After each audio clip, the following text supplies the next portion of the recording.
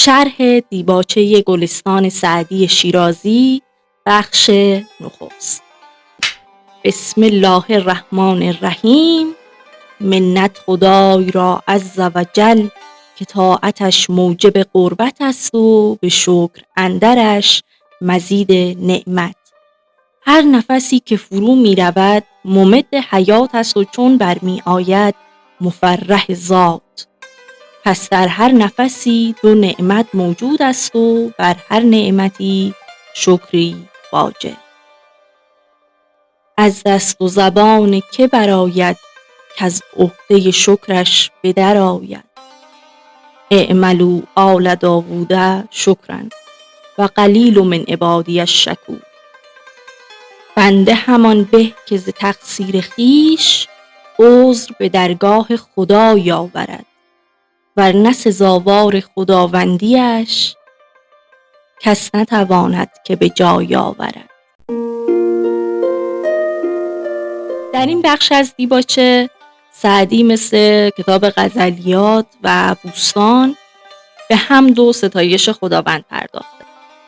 وقتی که میگه منت خدای را عز و جل، منت در لغت به معنای احسان و نیکیه و خیلی معانی دیگه هم داره، ولی خب اینجا گویا منظور سعدی سپاس خدای را عز و جل، عزیز و بزرگ. سپاس مخصوص خداوند بزرگ و عزیزه که طاعتش موجب قربت است، یعنی فرمان برداری از او باعث قربت، نزدیکی به خداوند میشه و به شکر اندرش مزید نعمت، یعنی شکر گزاری از خداوند مزید به معنای فراوانی و بسیاری نعمت میشه. ولی خب یک تفسیر دیگه ای که از این جمله میشه اینه که شکرگزاری خداوند نه تنها باعث میشه که نعمت شما فراوان بشه، بلکه باعث میشه ظرف شما بزرگ بشه، ظرفیت شما زیاد بشه برای دریافت نعمت. هر نفسی که فرو میرود ممد حیات است و چون برمی آید مفرح ذات. اینجا که کاملا مشخصه به دم و بازدم اشاره داره، یعنی نفس کشیدن ما. نفسی که فرو می رود یعنی دم، ممد حیاته، یاری دهنده حیاته و چون برمی آید مفرح ذاته. مفرح یعنی شادی بخش، یعنی وقتی نفس بیرون میاد باعث شادی میشه. اینجا سعدی میخواد اشاره کنه به این که وقتی ما یه چیزی به دست میاریم فقط یاری دهنده زندگیمونه، ولی وقتی که میبخشیم از اون باعث شادی ما میشه، مفرح ذات ما میشه. گویا سعدی به این اشاره داشته، حالا جز این که میخواد بگه که نفس کشیدن چه نعمت بزرگیه و چقدر شکرگزاریش واجبه. پس در هر نفسی دو نعمت موجود است و بر هر نعمتی شکری واجب. و خب از دست و زبان چه کسی برمیاد؟ دست به معنای عمل کردن و زبان به معنای گفتار. پس یعنی نه از عمل کسی برمیاد و نه از گفتار کسی برمیاد که بخواد شکرگزار نعمات خداوند باشه. پس چیکار کنیم؟ پس همون بهتر که به تقصیر خودش، که اینجا تقصیر به معنای کوتاهیه، معترف باشه، اعتراف کنه که بله ناتوانم از این که بخوام شکرگزار نعمات خداوند باشم. این قسمت عربی هم اعملوا آل داوود شکرا و قلیل من عبادی الشکور میگه که آل داوود شکرگزار باشید، که قلیل به معنای بسیار اندک، بندگان بسیار کمی از من شکرگزار هستند.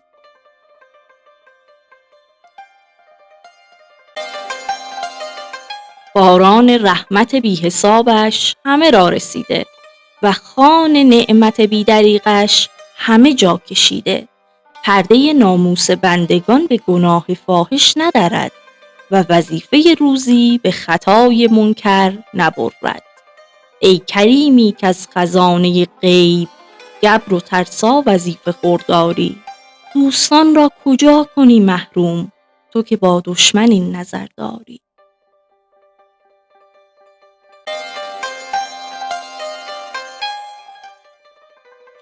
خداوند سعدی اینجا خداوندیه که سفرش برای همه پهنه، همه رو از روزی برخوردار میکنه.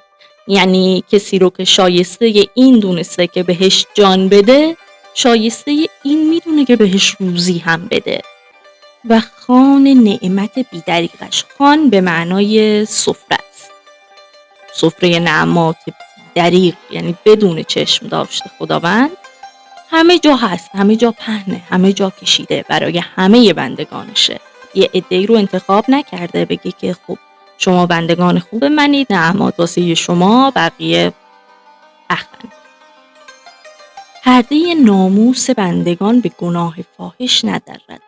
گناه فاحش به معنای گناهیه که آشکاره، یعنی در اینکه اون عمل گناهه هیچ شکی نیست، در اینکه اون طرف مقابل گناه کرده هیچ شکی نیست، به صورت آشکارا اون گناه رو انجام داده. و ناموس به معنای یک چیزیه که خیلی مهمه و آدم حاضر از همه چیزش بگذره که از اون محافظت کنه. و حالا میگه که این پرده ناموس رو خداوند حتی با انجام گناه‌های خیلی آشکار هم پاره نمی‌کنه. و وظیفه روزی به خطای منکر نبرد. وظیفه روزی یعنی اون مقدار رزقی که برای شما مشخص شده رو با خطای بزرگ، گناه بزرگ، اشتباه بزرگ هم و غیر قابل بخشش هم باز خداوند اون رزقی که برای شما، اون مستمری که برای شما مشخص کرده رو از شما دریغ نمی‌کنه. خداوند سعدی در واقع اینقدر خداوند بزرگوار و بخشنده. ای کریمی که از خزانه غیب گبر و ترسا وظیفه خورداری. ای کریمی که از خزانه غیب به معنای گنجینه پنهان، گبر و ترسا، گبر به معنای آتش پرست و ترسا به معنای مسیحیه. میگه ای خداوندی که از اون گنجینه پنهان خودت حتی آتش پرستان و مسیحیان را روزی میدی. خب بعدش که اینجا در بیت پایین میگه دوستان را کجا کنی محروم تو که با دشمنی نظر داری، این که گبر و ترسا رو دشمن خداوند خطاب میکنه، منظور بر اینه که گویا من در یک تفسیری که گوش میدادم سعدی در اینجا ترسا رو به اون دسته از مسیحیان اشاره داره که به تثلیث معتقدند و میگه که تو چطور ممکنه دوستان خودت رو از نعماتت محروم کنی، تو که حتی با دشمنانت هم این کارو نمی کنی. این قسمت تشبیهات خیلی زیبا و فوق‌العاده‌ای داره واقعا. فراش باد صبا را گفته تا فرش زمردی بگسترد و دایه ابر بهاری را فرموده تا بنات نبات در مهد زمین بپرورد.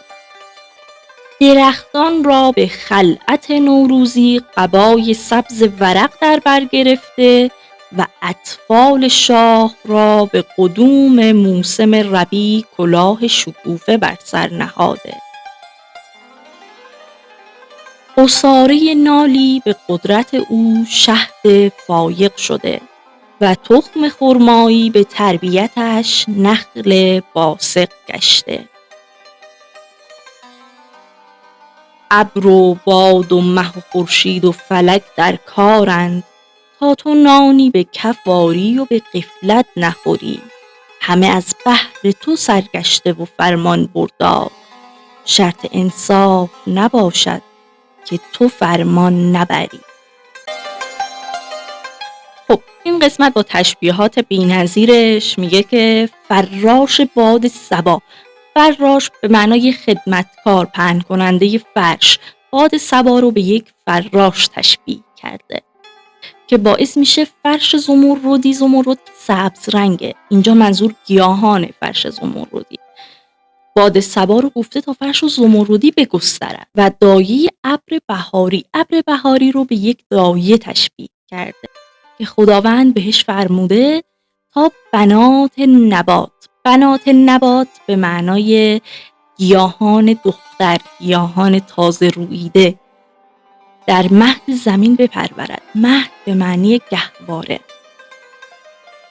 خداوند به ابر بهاری گفته که مثل یک دایه‌ای این گیاهان تازه روییده دختر رو در گهواره زمین بپرورد، یعنی زمین رو به یک گهواره تشبیه کرده. و خب خیلی جالبه که در زمان سعدی هنوز به این مسئله پی نبرده بودند که کره زمین حرکت میکنه و مهد که به معنای گهواره است. همه ما دیدیم گهواره تکون میخوره، ولی تکون خوردنش اصلاً اونقدر آزاردهنده نیست که کودک رو آزار بده، نوزاد رو آزار بده.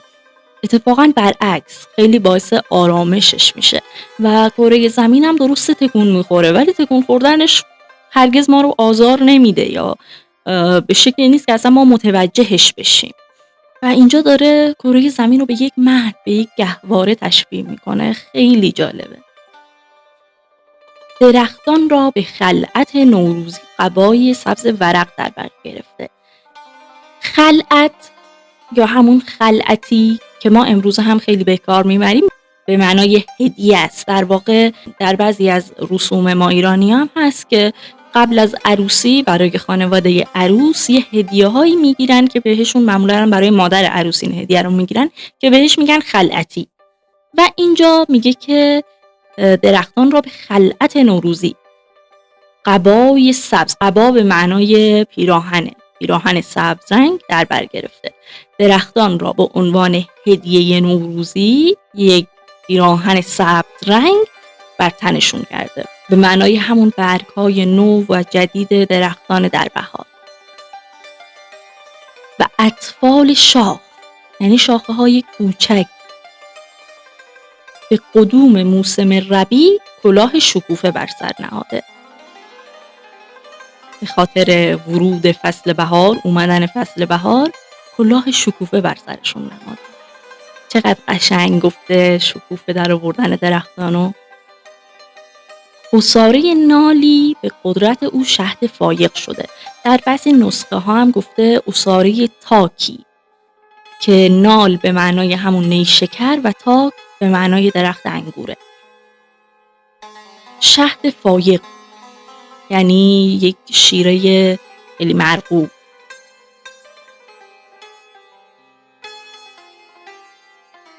و تخم خرمایی به تربیتش نخل باسق گشت. نخل باسق یعنی یک نخل تنومند و بزرگ.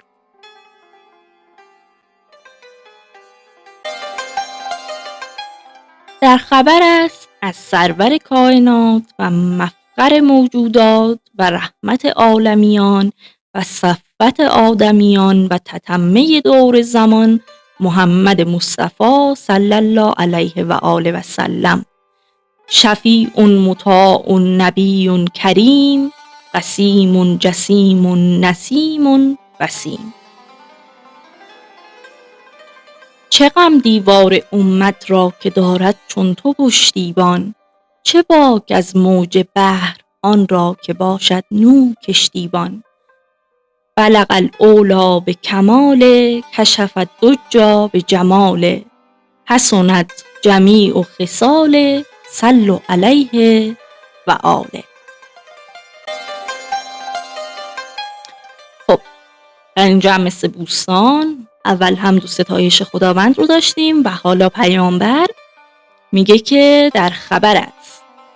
در خبر است یعنی روایت است از سرور کائنات، کائنات آفریده ها و مفخر موجودات، باعث فخر دیگر موجودات و رحمت عالمیان، کسی که مهربانی و لطف و رحمتش شامل حال تمام آفریده های خداوند میشه، و صفوت آدمیان، برگزیده از میان آدمیان، و تتمه دور زمان. تتمه یعنی منظور خاتم الانبیا، آخرین پیامبر.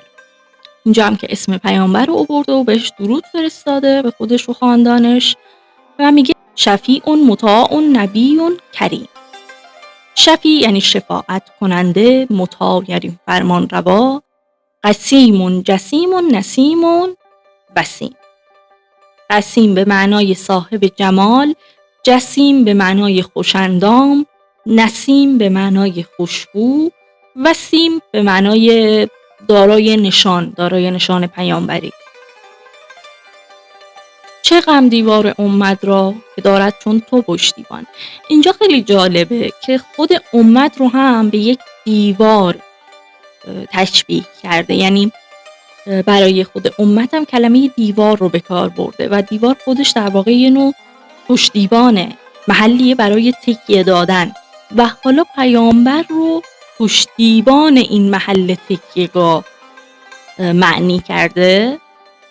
چه باک از موج بحر دریا که کشتیبان تویی، بلغ الاولی به کمالهی، به واسطه کمال خودش به درجات والا رسید.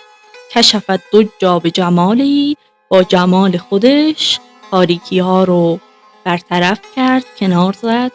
حسنت جمیع و خصالهی، تمام صفات او زیبا هستند. صلو علیه و آلهی، درود بفرستید بر او و خاندانش. هرگاه که یکی از بندگان گنهکار پریشان روزگار دست انابت به امید اجابت به درگاه حق جل و علا بردارد، ایزد تعالی در وی نظر نکند، بازش بخواند، باز اعراض کند، بازش به تضرع و زاری بخواند. حق سبحان الله فرماید یا ملائکتی قد استحییت من عبدی و لیس له غیری فقد غفرت له. دعوتش را اجابت کردم و حاجتش را برآوردم که از بسیاری دعا و زاری بنده همی شرم دارم. کرم بین و لطف خداوندگار، گنه بنده کرده است و او شرمسار. عاکفان کعبه جلالش به تقصیر عبادت معترف، که ما عبدناک حق عبادتک، و واصفان حلیه جمالش به تحیر منسوب، که ما عرفناک حق معرفتک. گر کسی وصف او ز من پرسد، بیدل از بینشان چه گوید باز. عاشقان کشتگان معشوقند، بر نیاید ز کشتگان آواز.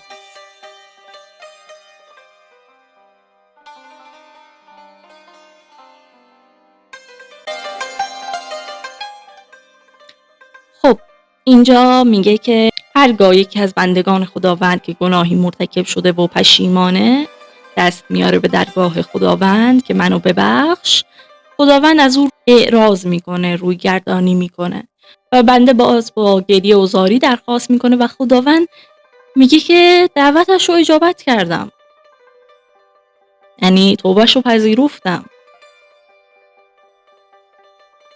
و حاجتش رو برآوردم، چون که از بسیاری دعا و زاری بنده همی شرم دارم.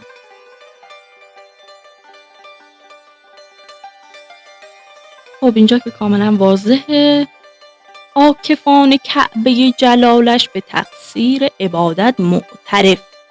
عبادت کنندگان خداوند به کوتاهی خودشون در عبادت خداوند معترفن و میگن که اونجوری که حق عبادت توه ما تو رو عبادت نکردیم، و واصفان حلیه جمالش یعنی وصف کنندگان زیبایی خداوند به تحیر منسوب، یعنی با سرگشتگی خویشاوندن که ما عرفناک حق معرفت، اونجوری که حق معرفت توه ما تو رو نشناختیم. گر کسی وصف او ز من پرسد، بیدل یعنی من شیدا که دل از دست دادم، چگونه از تو بگم براشون.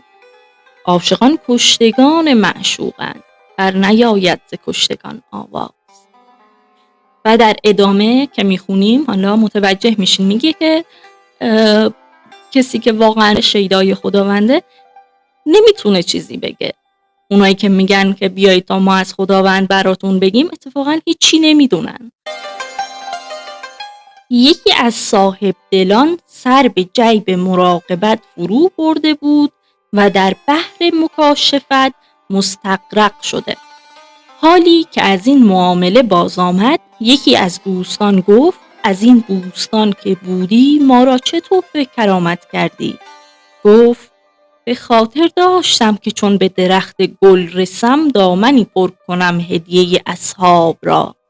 چون برسیدم بوی گلم چنان مست کرد که دامنم از دست برفت. ای مرغ سحر عشق ز پروانه بیاموز، کان سوخته را جان شد و آواز نیامد. این مدعیان در طلبش بیخبرانند، کان را که خبر شد خبری باز نیامد. ای برتر از خیال و قیاس و گمان و وهم، وز هر چه گفتند و شنیده ایم و خوانده ایم. مجلس تمام گشت و به آخر رسید عمر، ما همچنان در اول وصف تو مانده ایم. خب سعدی میگه که یکی از صاحب دلان سر به جیب، یعنی گریبان مراقبه کردن، فرو برده بود و در بحر مکاشفت مستغرق شده. در دریای مکاشفت یعنی سیر کردن روح، مستغرق غرق شده بود. حالی که از این معامله باز آمد، یکی از دوستانش ازش پرسید که از این بوستان که بودی چه تحفه هدیه‌ای برای ما آوردی؟ گفت که به خاطر داشتم که وقتی رسیدم به اونجا دامنم رو پر از گل کنم برای شما بیارم، هدایایی برای شما بیارم، ولی وقتی که به اونجا رسیدم بوی گل چنان منو مست کرد که دامنم از دست برفت. و ای مرغ سحر که هی سر و صدا میکنی، عشق و برو از پروانه یاد بگیر. شمع و پروانه خب در ادبیات ما خیلی به کار رفته.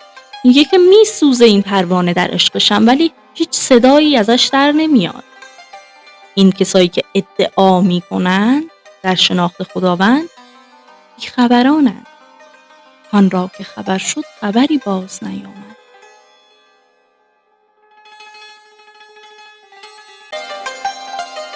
این کسانی که هی بالای منبر میرن و هی میگن بیایید تا ما از خداوند براتون بگیم، اتفاقا بیخبرانند. کسایی که وارد اون بوستان شدن و بوی گل به مشامشون رسیده دیگه اصلا عنان از کف دادن، بیخبر رفتن، دیگه خبری ازشون نیست.